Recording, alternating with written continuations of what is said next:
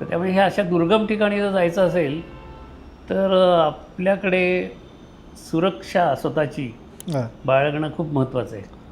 कारण आत्तासुद्धा आपण बघतो तसे अपघात त्या काळात पण झालेले आहेत. म्हणजे घसरून पडणं हा पण हां. अगदी सहज हे आहे.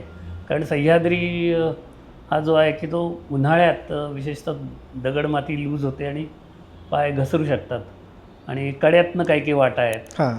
मग अशा वेळी आपलं काहीतरी शिक्षण व्हायला पाहिजे त्या भूभागाचं, हां. भूगोल म्हणून सह्याद्रीचा.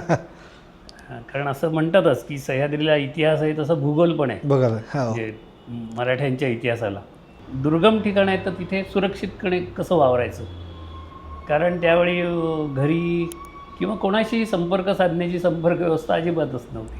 म्हणजे एकदा आपण डोंगरात गेलो, घर सोडलं की काय 2 दिवसांनी 3 दिवसांनी 4 दिवसांनी तुम्ही जेव्हा याल तेव्हाच तुमचा संपर्क व्हायचा. तोपर्यंत काही संपर्काची साधन नव्हती. त्यासाठी स्वसंरक्षण किंवा काळजी घेणं स्वतःची हां. हे फार त्या काळी महत्त्वाचं बाळकडू होतं. आणि त्या काळीसुद्धा गडांवर राबता होताच. हां. म्हणजे अगदी कोणी निर्मनुष्य नव्हतं. पण खालच्या गावात विचारायचं, बाबा कशी वाट आहे, काय आहे, वरती पाणी आहे का नाही, तिथल्या लोकांशी गप्पा मारायचा. वाटल्यास त्यातल्या एखाद्याला सांगायचं, अरे चल बाबा आम्हाला जरा वरपर्यंत निदान अर्ध्या वाटेत सोड. कारण तेव्हा ते शेतीची कामात भरपूर लोक गुंतलेले असायचे. पूर्ण वेळ वाटाड्या म्हणून कोणी मिळायचे नाही. पण ते एका वाटेला लावून द्यायचे आणि मग परत फिरायचे.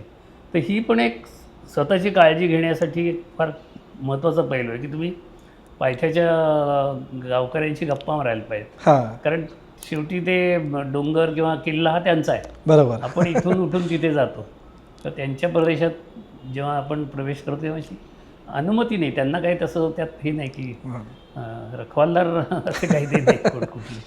पण त्यांच्याशी बोलून गेलं की छान वाटायचं. कारण काही जे अवघड ठिकाण आहेत ते सांगायचे तिथे, बाबा जरा घ्या काळजी.